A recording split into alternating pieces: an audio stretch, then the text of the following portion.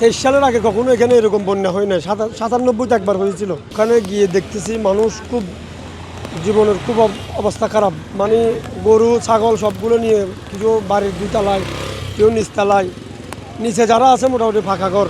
কাঁচা ঘরগুলো তো নাই, এগুলা সবগুলা 2 তলায় 3 তলায় আশ্রয় কেন্দ্রে আছে। অবস্থা খুবই খারাপ, নাজুক অবস্থা। হাঁটুর উপরে পানি, ঘরের মধ্যে অনেক ঘরের মধ্যে একেবারে একতলা পর্যন্ত ডুবা, এরকম অবস্থা খুব খারাপ। আমরা যতটুকু দেখলাম কাঁচা ঘরগুলো সব ভেঙে গেছে, অনেক ঘর ভেঙে একেবারে চলে গেছে স্রোতের সাথে। আর পাকা ঘর যেগুলোতে আছে সেগুলোতে অনেকগুলা বাড়ির মানুষ আশ্রয় নিচ্ছে। ওখানে আসলে মানুষের পানি নাই, খাবার নাই, কিছু নাই, একেবারে নাই বললেই চলে।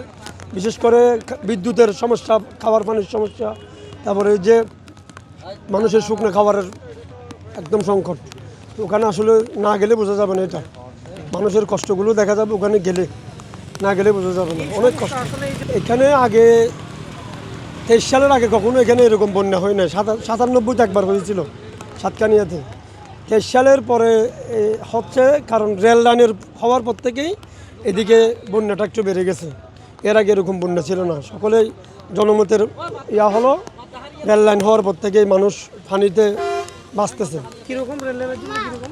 এখানে এই যে রেলের রাস্তাটা, পানি এই পাশের পানি ও পাশে আর আসা যাওয়া করতে পারতেছে না।